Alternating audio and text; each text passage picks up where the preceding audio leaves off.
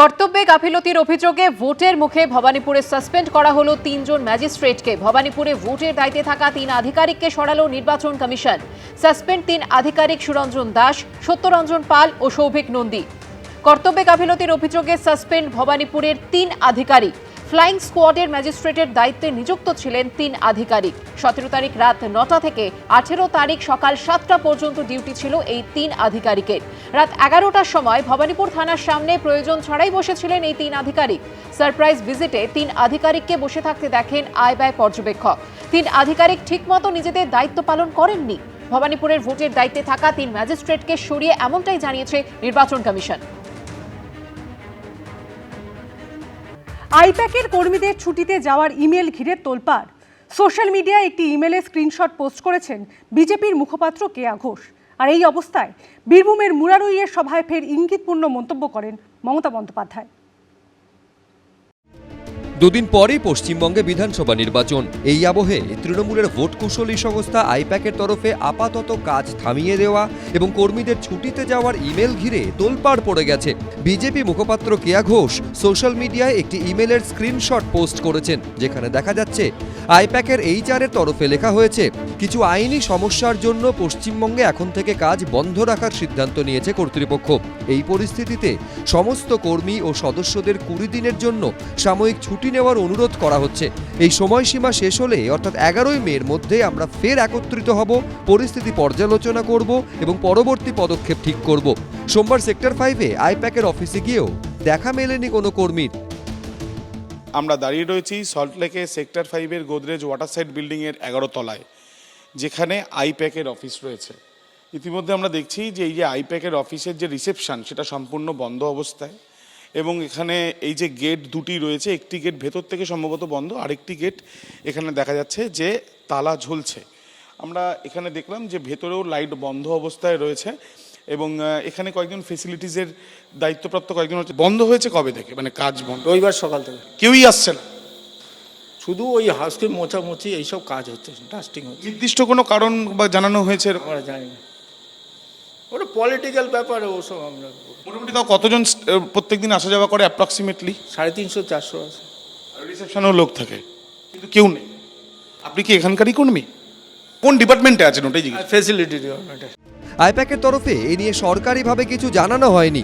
তবে রবিবারের পর সোমবারও বীরভূমের মুরারইয়ের সভায় ফের এ নিয়ে ইঙ্গিতপূর্ণ মন্তব্য করেন মমতা বন্দ্যোপাধ্যায়। ইলেকশনের সময় প্রচার করতে আটকাচ্ছ আমাদের লোকেদের। আমাদের একটাই মাত্র এজেন্সি, তোমাদের হাজারটা সারা ভারতবর্ষ জুড়ে, তাদের পর্যন্ত বলেছো বাংলা ছেড়ে চলে যাও। লজ্জা করে না? তৃণমূল কংগ্রেসের যদি কোথাও মনে হয়েছে যে রাজনৈতিক কারণ, তাহলে আইপ্যাকের মতো তাদেরও উচিত উচ্চ আদালত বা উচ্চতর আদালতে যাওয়া। সেটা না করে ভাষণে বলছেন আমি তোমাদের চাকরি দেব, তার মানে মমতা এলে আবার চাকরি চুরি হবে, নিজেই বলছে। এর মধ্যে তৃণমূলের রাজ্যসভার সাংসদ বাবুল সুপ্রিয় সোশ্যাল মিডিয়ায় এই স্ক্রিনশট দিয়ে লেখেন, আমার গভীর রাতের একটি কথোপকথনের স্ক্রিনশট শেয়ার করছি, যেখানে আইপ্যাকের একজন কর্মী আমার প্রচারের জায়গা ঠিক করছিলেন। আপনারা কতটা নির্লজ্জভাবে মিথ্যে কথা বলতে পারেন? এমন বাজে কথা টাইপ করতে আপনাদের আত্মসম্মানে আঘাত লাগে না? এরপরই এই ইমেলের স্ক্রিনশটটি পোস্ট করে বিজেপির মুখপাত্র কেয়া ঘোষ লেখেন, আইপ্যাক কর্মীদের যে চিঠিটি পাঠিয়েছে সেটা দেখে আসলে কি বোঝা উচিত আমি নিশ্চিত নই। এখানে স্পষ্ট লেখা আছে তাদের 20 দিনের ছুটিতে পাঠানো হচ্ছে। তাহলে তুমি কি চটিচাটা নাকি মিথ্যেবাদী নাকি দুটোই? এদিকে সোমবার আইপ্যাকের আরেক ডিরেক্টর ঋষিরাজ সিংহকে দিল্লিতে ইডির সদর দফতরে তলব করা হলেও তিনি আসেননি। ইডি সূত্রে দাবি ফের তাকে তলব করা হবে। আবির দত্ত, অর্ণব মুখোপাধ্যায়, অমিতাভ রথ, এবিপি আনন্দ। ব্যবসায়ী জয় কামদারকে আদালতে পেশ করে একের পর এক চাঞ্চল্যকর দাবি করল ইডি। আদালতে দাঁড়িয়ে জয় কামদারের ফোনে পাওয়া বিশেষ হোয়াটসঅ্যাপ চ্যাটের কথা উল্লেখ করলেন ইডির আইনজীবী। সোনাপাপ্পুর অ্যাকাউন্ট থেকে 1.5 কোটি টাকা ব্যবসায়ী জয় কামদারের অ্যাকাউন্টে ট্রান্সফার হয়েছিল বলে দাবি করল এনফোর্সমেন্ট ডিরেক্টরেট। ভোটের মুখে বেআইনি লেনদেনের শিকড় সন্ধানে তৎপর হয়েছে ইডি। কোটি কোটি টাকার বেআইনি লেনদেনের অভিযোগে রবিবারই তারা গ্রেপ্তার করেছে সান এন্টারপ্রাইজের ম্যানেজিং ডিরেক্টর জয় এস কামদারকে। 1 এপ্রিল একই সঙ্গে বালিগঞ্জে ব্যবসায়ী বিশ্বজিৎ পোদ্দার ওরফে সোনাপাপ্পুর বাড়ি বালিগঞ্জে সান এন্টারপ্রাইজের অফিস এবং বেহালায় এই সংস্থার এমডি জয়েস কামদারের বাড়ি সহ 10 জায়গায় তল্লাশি চালায় ইডি। আর রবিবার গ্রেপ্তার করা হয় জয়েস কামদারকে। সোমবার তাকে আদালতে তুলে চাঞ্চল্যকর দাবি করে এনফোর্সমেন্ট ডিরেক্টরেট। ইডির আইনজীবী দাবি করেন, জয় কামদারের অফিস থেকে 50 লক্ষ টাকা উদ্ধার করা হয়। তার বাড়ি থেকে উদ্ধার করা হয় 1,20,00,000 টাকা। বাড়ি থেকে একটি মোবাইল ফোনও উদ্ধার করা হয়। সেই ফোনে সন্দেহজনক চ্যাট পাওয়া গেছে। চ্যাটে হাওয়ালার মাধ্যমে লেনদেন সংক্রান্ত বিষয়ে উল্লেখ রয়েছে। ব্যবসায়ী জয় কামদারের হাওয়ালা যোগ নিয়ে ইডির আইনজীবী আরও বলেন, ইংল্যান্ড, মালয়েশিয়া, দুবাই হাওয়ালার যোগ পাওয়া গেছে। ফোনে কথা বলার প্রমাণ পাওয়া গেছে, কিন্তু কারণ ব্যাখ্যা করতে পারেননি। দুবার নোটিশ দেওয়া হলেও তিনি হাজিরা দেননি। পার্সোনাল ওনার সঙ্গে যাদের ব্যক্তিগত সম্পর্ক আছে সেই অনুযায়ী ওনার যে ডিভাইসটা নিয়ে গেছিল সেখান থেকে কিছু ডিস্ট্র্যাক্ট করে সেই ডিভাইসের দেখিয়ে সেই কারণে ওনারা পুলিশ কাস্টাডি চেয়েছিল। সেইগুলো যথাযথ সম্পূর্ণভাবে প্রমাণ করার জন্যই মহামান্য আদালত 28 তারিখ পর্যন্ত পুলিশ কাস্টাডি দিয়েছে। ইডির আরও দাবি, সোনা পাপ্পু এবং জয় কামদারের অ্যাকাউন্টে মোটা টাকার লেনদেন হয়েছিল।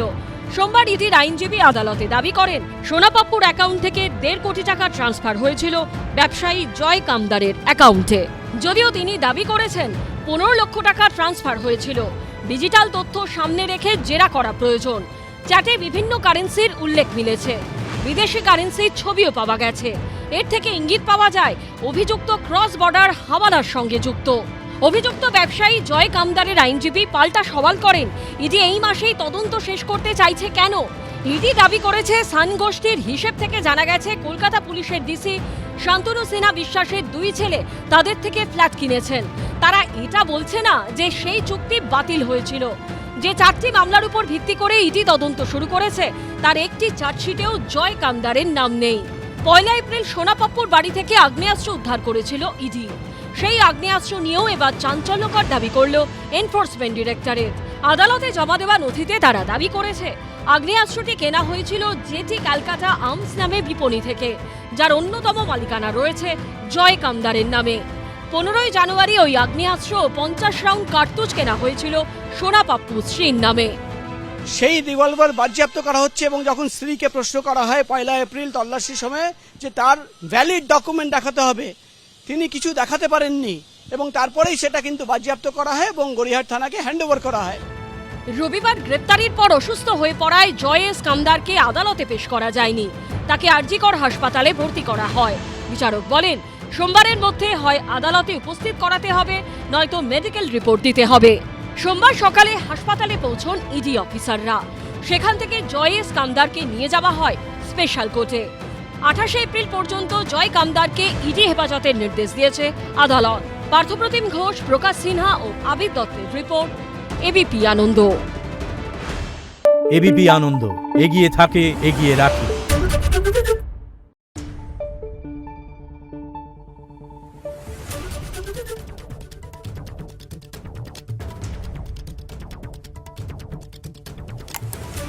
Thank you.